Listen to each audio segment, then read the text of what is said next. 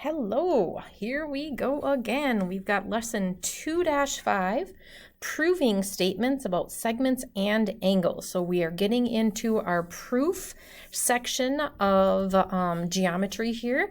So we're going to have statements and then reasons that we have to give for things, okay? So what actually is a proof? A proof is... Oops, can I move this? A logical argument that uses deductive reasoning to show a statement is true. Logical argument, and we're using deductive reasoning, so we cannot use that inductive with sample problems to show that a statement is true. Okay, remember throughout notes, if you ever need to stop and pause the video and write your notes and then continue on. So please remember to do that. Okay, in the last lesson, we talked about writing some two-column proofs, and some of the things I said is that they have statements and reasons. And then I said that we have numbers that we put on the side to show our numbered statements and that things go in a logical order. Logical order. Sometimes we can switch things up a little bit and still get to the same spot. We're just saying it. I might put it on step 2. You might put it on step 3. That is okay. All right, proofs begin with a given and a proof statement. So they always have to give us something. What do you know? What are they giving us? Are they giving us information just because they're saying it? Or are they putting it in a diagram and then we have to figure out what they are telling us? And then prove, what are you trying to show is true? A theorem is something that we can prove to be true. If you remember, we had postulates, and postulates are not something that we can prove. This is something that we assume to be true, and we haven't been able to prove otherwise, but yet we cannot write a proof for it. All right, so a lot of these theorems and things are definitions and things that we put in yesterday. So yesterday in your notes, we talked about this reflexive, symmetric, transitive for both segments and properties. So this should have been in your lesson 2-4. So there really shouldn't be anything more that we have to do here. Okay, reflexive, symmetric, transitive works for segments, and it also works for angles. All right, so one thing when we're writing this proof, sometimes some books will say something like AB is congruent to, let's just say segment CD. And the next segment, so this is segment AB is congruent to segment CD. And then in the next statement, they're going to say AB is equal to CD. So this is going to be definition. And you guys will notice I use shorthand, so definition is DEFN, definition of congruent. So instead of writing the word, I write congruent, and then I will write segments. Definition of congruent segments. And the only thing that's happening here is that they're changing the congruent sign to an equal sign, and then they're talking about the length of AB. Okay, from A to B is that length, and they call that definition of congruent segments. Now you can also do that with angles and call them definition of congruent angles. Now that particular statement is not something that I am going to get really nitpicky about. Most kids forget this in a proof, and as long as you get the big idea of the proof, I'm not going to mark those things wrong. So just know that that may show up in some of your proofs as you're going through the book, but that is not something that I am going to be particular about. We'll probably skip that for a lot of it. All right, let's look at the proof that they have here.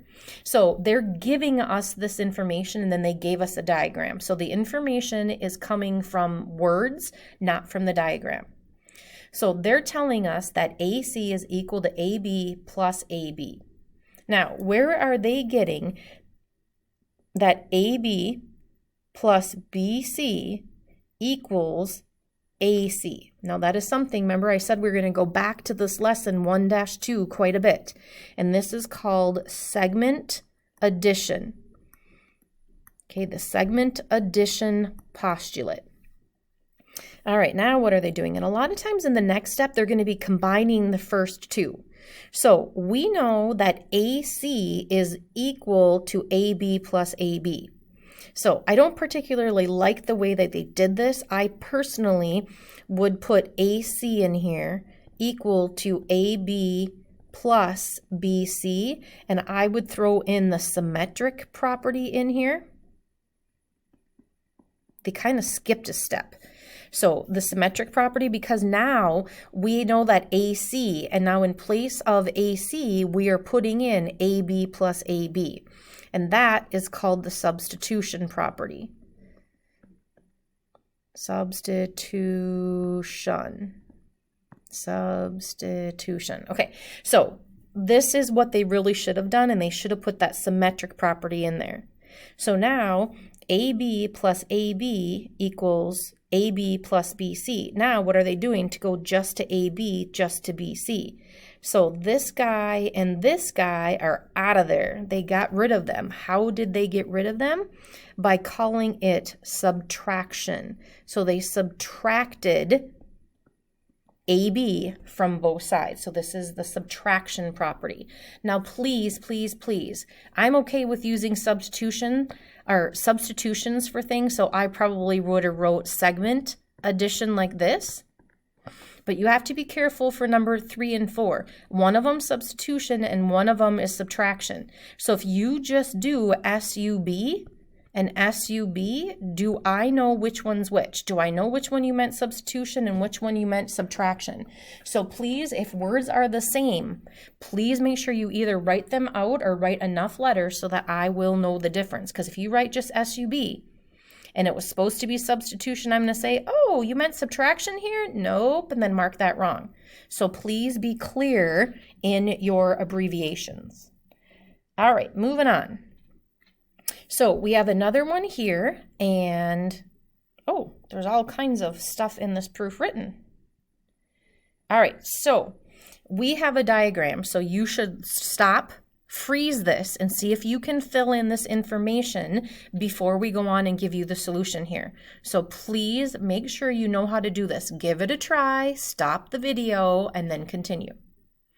All right, step 1, they're telling us it is given. So we have to put in here the measure of angle 1 equals the measure of angle 3. All right, now what do they have? EBA is 2 plus 3.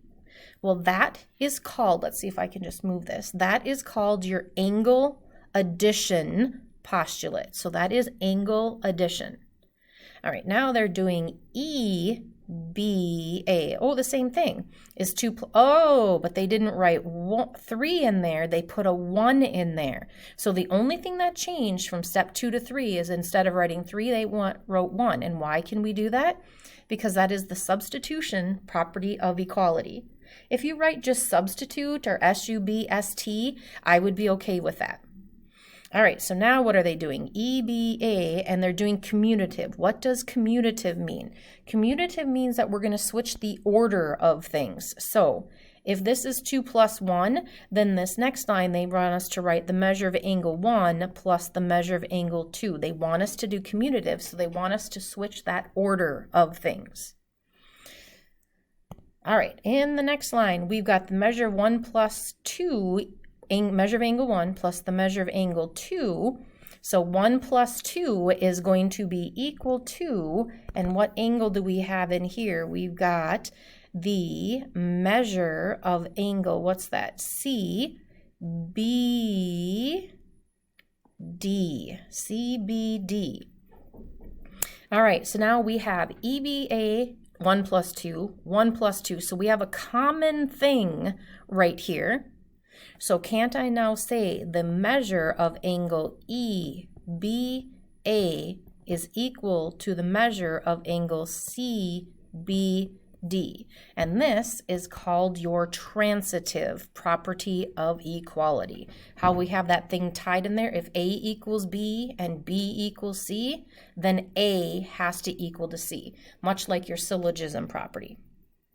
All right, going on. I think we have one left to write here. Okay, so again, stop your video, give this a try, and to be honest, I only have 6 steps in my proof, not 7, okay?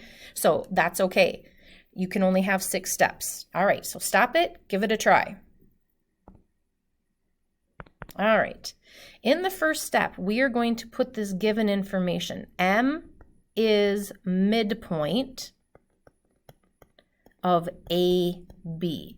This is given information. All right, what does that mean? What does it mean that M is the midpoint? They tell us for that for a reason. Why do they tell us? Because they want us somehow to say that AM is equal to MB. We can say that because that is the definition of a midpoint. All right, somehow I need to get this AB introduced into my proof.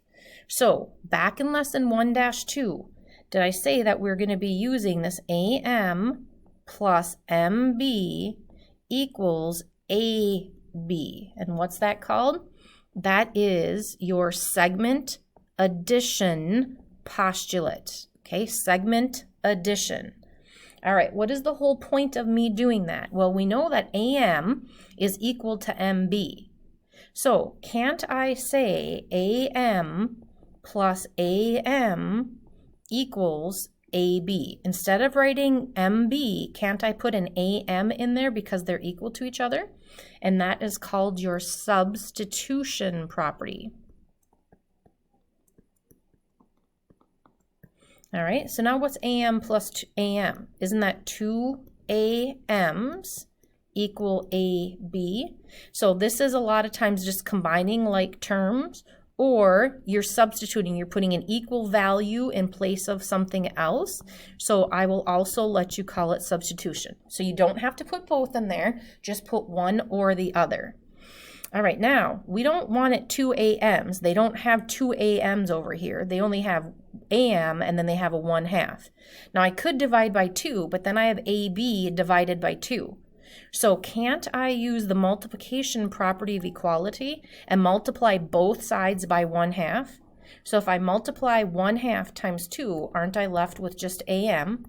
And then I'm multiplying by 1/2 over here. So isn't that exactly what we were trying to prove? All right, so I got it done with 6.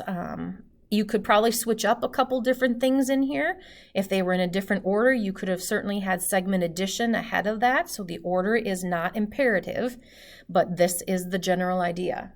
All right, good luck on your homework for today in lesson 2-5.